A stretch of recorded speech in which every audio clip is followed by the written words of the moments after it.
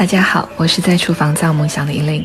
在我的梦想厨房里，你会看到传奇人物 Julia Child 花了10年时间写成的 Mastering the Art of French Cooking 被一一还原。欢迎关注追剧，今天是第53集三文鱼舒芙蕾。先来处理模具，帕玛森刨成丝，用一块冷藏黄油，有一点点融化的质地，抹在容器的内部，确保每个角落都要抹到位。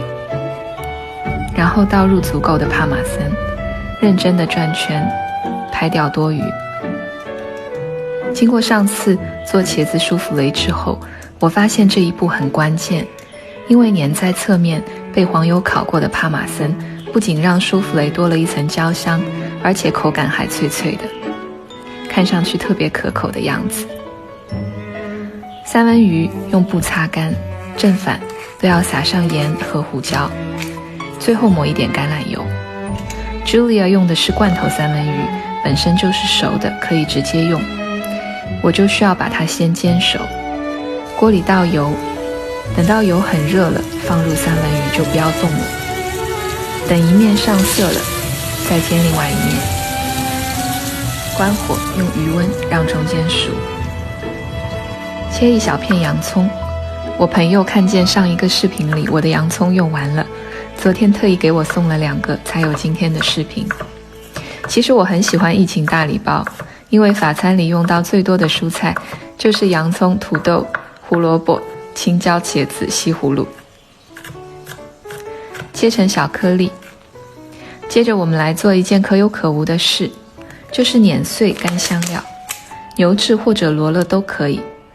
法餐用到的很多香料本身味道很冲，吃的时候如果不小心嚼到，会影响整道菜的风味，所以我额外把它磨细了。这样做既增加了香气，又与食物结合得更柔和。拿一个比较小的锅，融化黄油，放入洋葱，炒5分钟。等到洋葱完全变软后，倒入面粉，中筋、高筋都可以。开一个很小的火，炒大约2分钟，让面粉完全与黄油结合成面糊。关火，一点一点加入煮沸的牛奶，等到完全搅拌均匀后，开一个最小的火，把它煮成厚厚的酱汁，大概2分钟左右。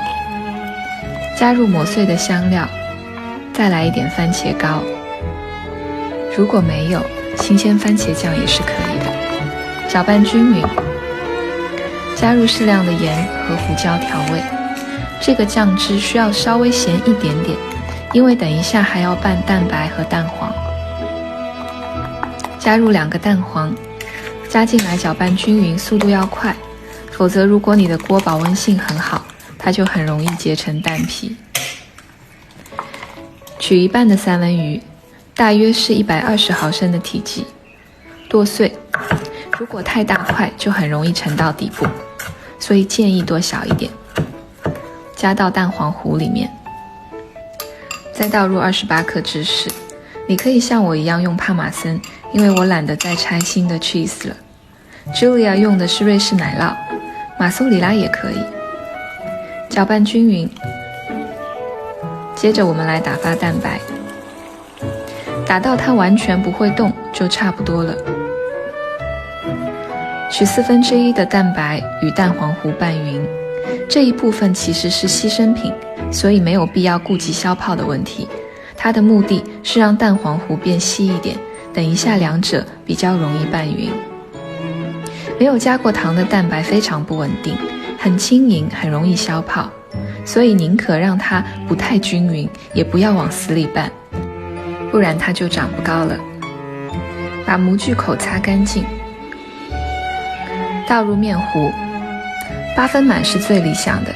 如果你要倒成我这样，建议你参考之前做过的茄子舒芙蕾，边上围一圈锡纸，不然好吸在后头。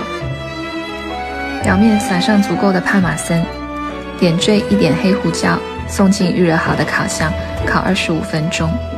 一开始他们都很乖，但是15分钟后，有一个人就开始作妖了，他吐了。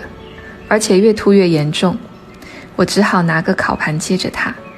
幸好另外一个人很坚强。终于出炉了，坚强的那个很快就泄气了，但吐的那个倒是相对非常坚挺，可能吐过之后里面的成熟度就高一些。Julia 也说过，如果你希望舒芙蕾不要那么快泄气，就多烤5分钟。如果你想吃内部很湿润、入口即化的感觉，那就烤25分钟刚刚好。三文鱼舒芙蕾吃上去特别像泰国餐厅里卖的龙虾片，是我特别喜欢的味道。表面脆脆的，里面确实入口即化，非常鲜美。做完茄子舒芙蕾和三文鱼舒芙蕾之后，我觉得万物皆可舒芙蕾。只要把食材变成小颗粒，去除水分，我第一个想到的就是大闸蟹舒芙蕾。把蟹黄和蟹肉都拌在糊糊里，想想就流口水了。